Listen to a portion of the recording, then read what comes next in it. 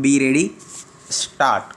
We have earlier referred to and reproduced to the extent necessary the provisions of the Code of Discipline. The Trade Union Act 1926 does not provide for the procedure for recognition or verification of membership of an union or as to who holds majority of membership in the industry or establishment. Similarly, there is absence of provisions in the Industrial Disputes Act 1947.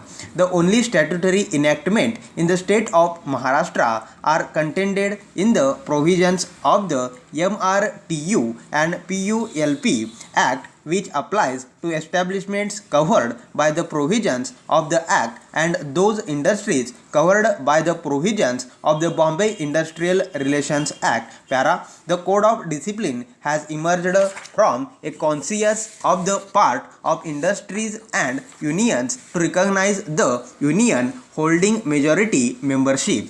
This need was felt to avoid multiplicity of unions and to act as a sole collective bargaining agent so that as far as possible there would be one union speaking on behalf of the workmen in the industry or establishment as the case may be. Nonetheless, in so far as the Code of Discipline is concerned, it still recognizes the representative union in the industry as a whole and as majority union in the establishment.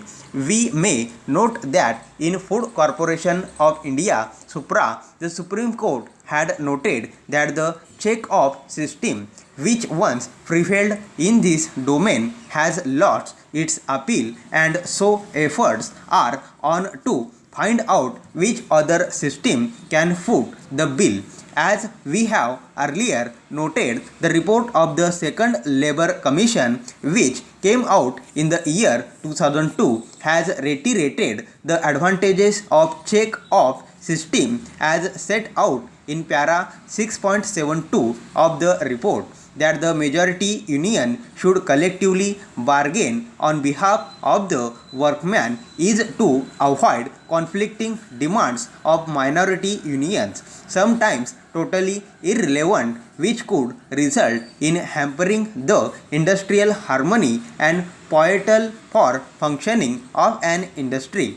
Determining the majority character of an union is an important step in identifying the union who will represent the workman in the collective bargaining process, a procedure adopted at the Indian Labour Conference representing the collective will of employers and unions and born out of their experience at the ground level, should not normally be interfered with by courts not specialized in the intricacies of collective bargaining. Para. The question consider the above discussion really is whether the expression verification of membership can bring within its field hold the procedure of election like secret ballot.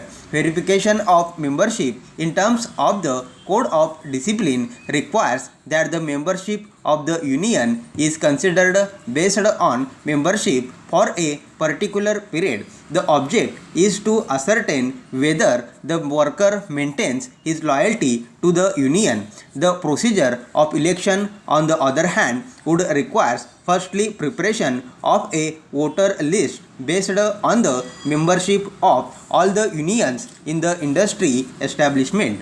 The election will only decide who holds the majority of membership on the date the election are held. An elector who is a member of a union for the relevant period for whatever reason could still vote for another union either on account of change of his personal view or other considerations. Secret ballot will only decide as to which union the workers repose their faith on the date of the election.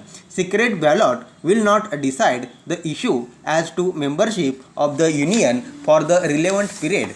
The method of secret ballot in the context of the procedure provided by the Code of Discipline as a method of determination of the majority of membership of the union for a particular period would thus be derogatory to the Code of Discipline. Stop.